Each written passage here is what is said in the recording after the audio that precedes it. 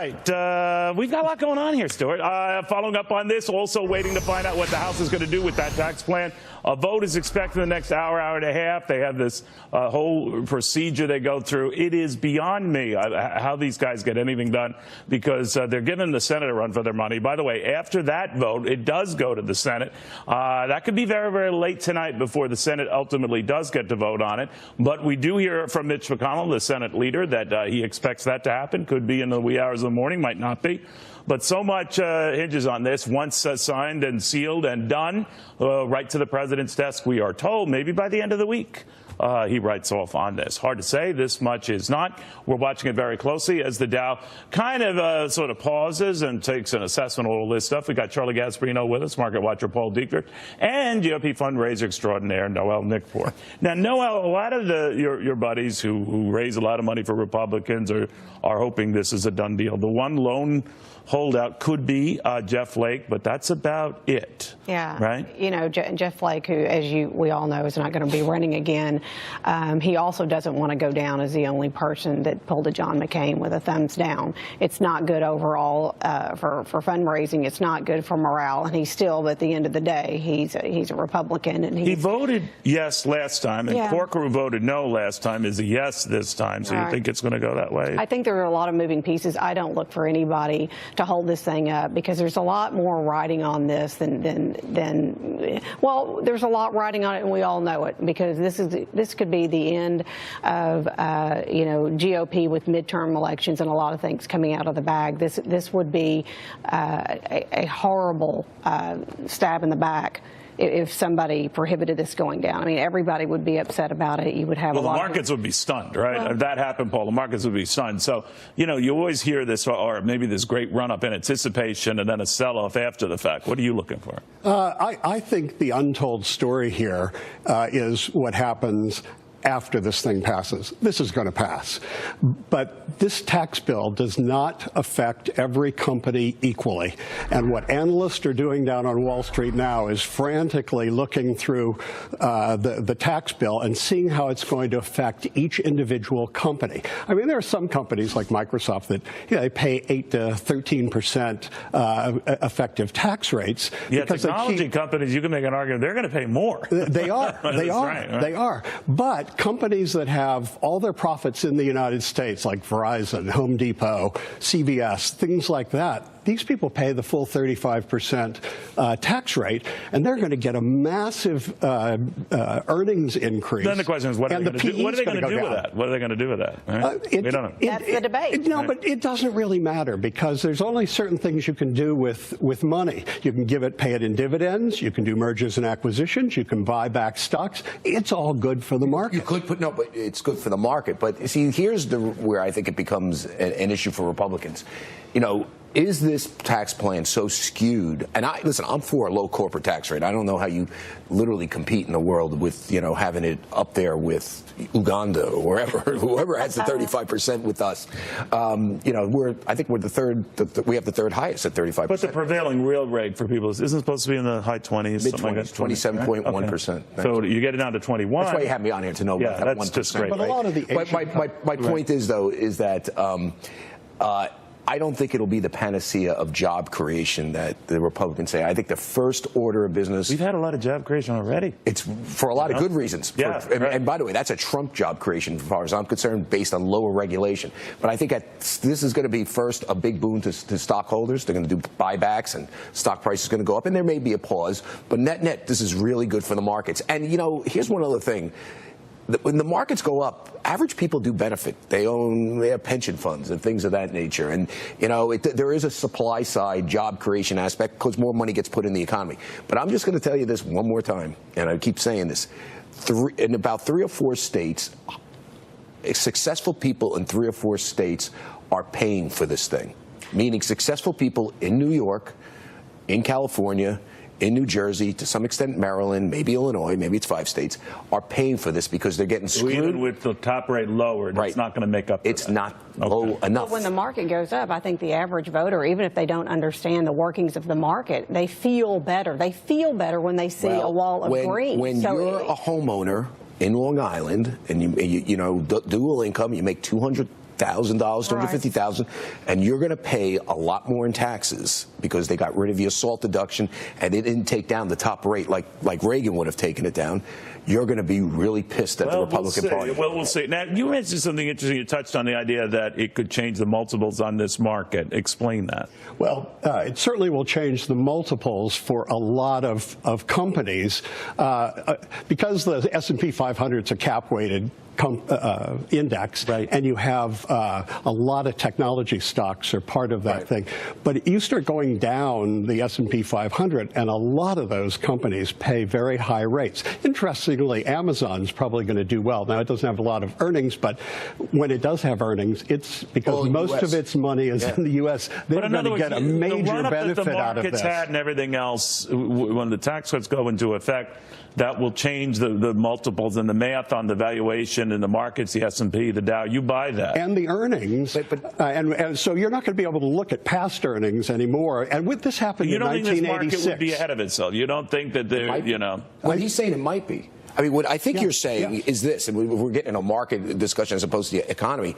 You're saying because the tech firms, right, played an effective rate of 13%, and now because they closed some of the loopholes, they're going to pay a much higher effective rate, probably like 20%. And they're going to bring their money back. They're going to bring their money back. That you hope they bring their money back. They will. They will. They will. Okay, but now the tech stocks, which have been leading this rally, they may fizzle a little bit. They will. Okay. You're already seeing a softness. So there you have a sell-off in the market. But we also have a shift. We have a shift. Maybe. I'm wondering, Noel, I mean, obviously Ronald Reagan's tax was the first wave of them, the 81, 82, really didn't, a lot of provisions were delayed until later, and Republicans lost a lot of seats in the midterms. Oh, my gosh. Could that happen here if there is a delayed effect? Well, in my opinion, I think that Bill Clinton, who they always said, touted such a, did so well with the economy, and he reaped the benefits of Reaganomics. So a lot of his tax policies took effect, I think, when Bill Clinton took office. That's just my opinion on it.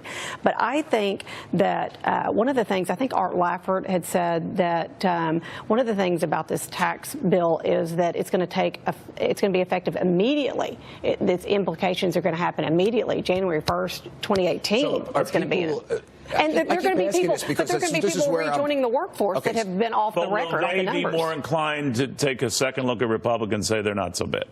They will be. I mean, how many? You had your doubts. One second. You had your doubts. I think starting in January, people are going to see a little bit more money in each one of their paychecks because it'll actually be February. Or February. But that's fast. And they're going to start seeing money. I remember it's not going to be a lot of money, The average is about $40 a paycheck. But it's higher when you see a higher number. And I remember in 1986, I was a lawyer at that time. People hated the Reagan tax bill. You're absolutely right. You're absolutely right. And then, and by the way, every major tax cut was loads. Exactly. By the way, is everybody getting a tax cut here? The thing is, from a political standpoint, it doesn't matter whether New York and California, they're going to go Democratic. You can go to Florida. How many House members, GOP House members, are in New York, California? Did you say that Charlie could go to Florida? Because other people have suggested even hotter places. It flips the House. You know what? You've got people look at people running for governor, like in Connecticut, that are looking at long-term deals to fix their broken state, and they want to do away with the state tax. I agree with that. I mean, it's going to make it more popular. I'm not positive on this. I'm not saying that New York should continue its insane ways of tax, but I'm asking you, if the Peter Kings, now let me ask you this: if the Peter Kings and the Darrell Ices start losing House races because their average constituent, which is $250,000 a year, is getting screwed on this, where's the Republican Party going to be? Well, maybe their governor needs to look at there. Maybe whoever politically, that's what I'm saying. But if the Republican Party loses blue state Republicans, can you hold a majority? We won blue states. Really? Look what Trump did. I'm not a big fan of Trump, but look what he did. He won in Pennsylvania. You're not answering my question. Let me just ask. Go Democratic. Well, you never know. Crazy. Really? You know anybody else that and those people, I know tons of people. I do too. And those people are them on their taxes. Yeah, but They'll no, know. they're going to get the standard deductions. They're going to get the 10,000. They're going to get the 10,000. All of the. They are not going to vote Democratic. I want to bring in Grover Norquist here into this discussion. And Grover, one of the things that has come up in this on and off debate is when people see the impact. Now, a lot of it will be delayed because of tax tables, and the soonest a lot of people will see it in their checks is February. That's still not bad if it comes to fruition. But a lot of people, to Charlie's point, in those high tax states, they're going to come in for a rude awakening, and they might be angry. Are there enough of them to put the kibosh on this Republican rally? I think you have to look at both winners and losers, but also anybody with enough money to have $1 million house in New York is also in the stock market. They're going to be seeing their life savings increase because of the tax cuts on corporations and the faster depreciation and the lower rates. You're also looking at 28 million pass-through companies in the United States who employ more than half of the American people. They're getting the first tax cut since about 1931 when we first started saying we ought to do something for pass-throughs. This is a huge step forward. We've politicized 28 million. These people are married. They have kids. They have employees, so it's more than 28 million people, and the Democrats have been spitting at them for the last month and are going to continue to do so for the next 9 months. Why do the Democrats have the upper hand, Grover, and at least the PR battle on this? Now, this happens, I was surprised, in all major tax cuts that we know, going back to JFK's, where there's just a virulent sort of protest against them and concern about whether they're going to do half the things they're promoted to do. Now, in almost every case they did, and they do, but they come out the gate very unpopular. Actually, Donald Trump's the tax package is actually more popular than some of those. But still, 2 out of 3 not inclined to think it's a good idea. What do you think? Okay. Well, we're not having a debate with the Democrats. The Democrats took themselves out of the argument on tax reform. No, you're having a debate with those Americans who feel that this is not going to be helpful. We're having a debate with 3 networks and the New York Times and the Washington Post, and they hate this, and they've been lying about it. And their problem is everybody's going to get a paycheck every 2 weeks, and every month they're going to see their 401k, their IRA, their bank statements doing better. And you will see every year, it's going to be hard to top what we've seen, though, right? Or can we do that? Do you think we can do that? We've had a great rally and a great run-up. We have, but I think you will further, especially if you're seeing a lot of PEs going down. Right, it's going to make the market look slightly less overvalued than we have it right now. Going to benefit from that market run-up? I know what you're saying about people indirectly invest in the markets, or their boss is doing well because of that. But it's still, the average person doesn't register with that. Yeah, I know that. But they do. They paychecks. Maybe. I don't know it's necessarily going to go into the paychecks initially. And we should point out that the cut on the pass-through side is pretty weak tea. I mean, the Club for Growth pointed it out today. It's not it's nothing compared to what's going on the corporate side. It's pretty mild. But and again, I'm going to tell you again, and this is where this becomes interesting. You are getting a very small tax cuts for individuals. I mean, that's where the left is completely lying. Average people are going to get a tax cut. It's just not going to be that great. You're getting a massive tax cut for corporations. You're getting a small tax cut for pass-throughs, for small businesses. And you, Charlie Gasparino, are going to pay more. People like me, if you live in New York, California, and New Jersey, Maryland are getting screwed. You think that's why President Trump? No, I think I cannot have the House Charlie Gasparino come out. Yeah, I think the House members. Personally, well, I think the House members look at it this way. This is such a southern, western. Well, who cares what happens in New York? And then all of a sudden they wake up and they realize there's 30 reps in New York and New Jersey, and they may lose them all. The biggest guys, but 10 of them lose in a bad year. You lost. Middle America moves the needle, and when they make more money in their paycheck, middle America is what swings elections. And Grover, what were you saying? I'm sorry. $10 a week. The biggest winner in this whole tax debate already are high-income people in New Jersey. Why? Because as soon as we announced SALT was happening, you saw the state Senate president and the incoming Democrats say, we had planned a millionaire's tax. So it's not happening now. I want to warn you that the governor all across the country. I'm in New Jersey, Grover. The governor-elect did not sign up to what John Sweeney, the Senate president, was saying. He's still going full throttle